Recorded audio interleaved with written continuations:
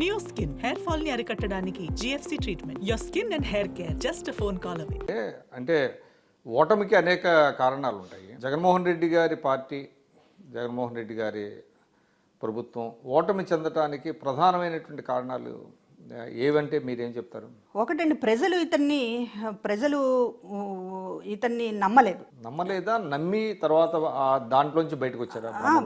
ముందు ఒక ప్రమాదకరంగా భావించారు. ఎందుకంటే నిజంగా నమ్మారు కాబట్టి ఆయనకి 150 మొదటిలో 2019లో అధికారంలోకి రావడానికి ఆయన ఖచ్చితంగా ఒక నాయకత్వం, మంచి నాయకత్వం చూపిస్తారనేటటువంటి నమ్మడం వల్ల, అదేవిధంగా ఆ రోజు ప్రకటించినటువంటి సంక్షేమ పథకాలకు సంబంధించినటువంటి ఆకర్షితం అవడం వల్ల ఒక ఒక అవకాశం ఇచ్చి చూడాలి కదా, ఇంతకాలం రాజకీయాల్లో పోరాడుతున్నాడు కదా అనేటటువంటిది సానుభూతి, ఇది ఆయన ప్రజల దగ్గర వ్యవహరించినటువంటి పద్ధతి, ఇవన్నీ చూసి ప్రజలే కాదు, మేమే కాదు, ప్రజలు కూడా నమ్మారు.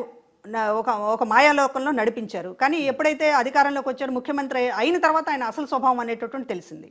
మరి అసలు స్వభావం తెలిసిన తర్వాత మీరు 5 ఏళ్ళు తర్వాత అయినా ఈ లోపైనా బయటకు రావాలి కదా అని చాలామంది అడుగుతారు. అసలు స్వభావం తెలుస్తున్నా కూడా ప్రజలు నమ్ముతున్నారేమోనని మేము భ్రమపడ్డాం. ఎందుకంటే మాట్లాడితే బటన్ నొక్కేటటువంటి కార్యక్రమం, డైరెక్ట్గా ప్రజలు బెనిఫిట్ అవుతున్నారనేటటువంటి అభిప్రాయం కల్పించడం, ఇదంతా కూడా జరిగింది. నిజానికి చెప్పాలంటే ప్రజలకి లబ్ధి నేరుగా చేకూర్చడం అనేటటువంటిది ఇది ఒక కొత్త ప్రయోగం. ఆయన తీసుకొచ్చినటువంటి దాంట్లో ఇవాళ దేశంలో ఎక్కడ జరగనటువంటి కొన్ని ప్రక్రియలను చేశారు. కానీ ఇక్కడ జరిగింది ఏంటంటే, ఒక వీరప్పను ఎట్లా అయితే తన సామ్రాజ్యాన్ని కాపాడుకోవడానికి కొన్ని గ్రామాలని తనకు అనుకూలంగా ఎట్లయితే మార్చుకుంటాడో, వీరప్పన్ జోలికి వెళ్ళాలంటే వీరప్పన్ ఎక్కడ ఉంటాడో తెలుసు, వీరప్పన్ ఏం చేస్తాడో తెలుసు, ఎలా వెళ్ళాలో తెలుసు. కానీ వెళ్ళడానికి అక్కడ మధ్యలో ప్రజలు అడ్డుపడతారు. వీరప్పని కాపాడడానికి కోసం కొంతమంది ప్రాణాలు త్యాగం చేయడానికి కూడా సిద్ధపడతారు. ఆ మూడ్లోకి ప్రజలను తీసుకెళ్లాలని ఇక్కడ జగన్మోహన్ రెడ్డి గారు ఒక పథక రచన చేశారు. డైరెక్ట్గా బెనిఫిట్ స్కీమ్స్ అనేటటువంటిది బటన్ నొక్కాడు. 138 సార్లు నేను బటన్ నొక్కాను, మీరు 2 సార్లు నాకు బటన్ నొక్కండి, క్విట్ ప్రోకో చేయండి అని చెప్పేశాడు. Open call. అంటే మొత్తం 5 ఏళ్ల పాటు నువ్వు బటన్ నొక్కింది, చివరిలో 2 బటన్లు నొక్కించడానికి అనేటటువంటిది చాలా ఓపెన్. 5 ఏళ్ల పాటు ఓట్లు కొన్నాననేట కదా ఆయన చెప్పింది.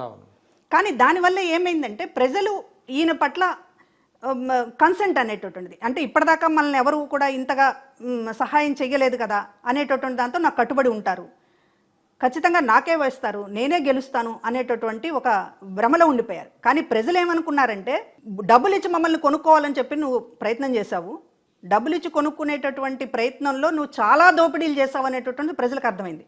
వాళ్ళ కళ్ళ ముందు ఇసుక, వాళ్ళ కళ్ళ ముందు రోడ్లు, వాళ్ళ కళ్ళ ముందు మద్యం, వాళ్ళ కళ్ళ ముందు మైన్స్, గనులు ఎవరు తవ్వుకుంటున్నాడు, కొండలు ఎవరు తవ్వుతున్నారు, ఇసుక ఎవరు దోచుకుంటున్నాడు, ఇదంతా మొత్తం జగన్మోహన్ రెడ్డి గారికి డైరెక్ట్గా అందుతోంది అనేటటువంటిది ఎమ్మెల్యేలే చెప్తున్నారు. మాకేం లేదు అని వాళ్ళే చెప్తూ ఉన్నారు. కాబట్టి జనం గుణపాఠం చెప్పారు. వాళ్ళకి బటన్ నొక్కినందుకు వాళ్ళకి గుణపాఠం చెప్పలేదండి. బటన్ నొక్కామనేటటువంటి పేరుతోటి, నాకు ఇచ్చాను, నాకు 10 రూపాయలు ఇచ్చాను అనేటటువంటి పేరుతోటి మొత్తం రాష్ట్రాన్ని దోచుకున్నావు నువ్వు జగన్మోహన్ రెడ్డి. నువ్వు అత్యంత ప్రమాదకరమైనటువంటి వాడు రాజకీయ నాయకుడివి. ఇప్పటిదాకా రాజకీయ నాయకులు ఎవరు ఇట్లా లేరు. ముఖ్యమంత్రి స్థానంలో ఉన్న వాళ్ళు ప్రధానంగా అసలు ఇట్లా ఉండరు. ఇది అత్యంత ప్రమాదకరమని భావించారు.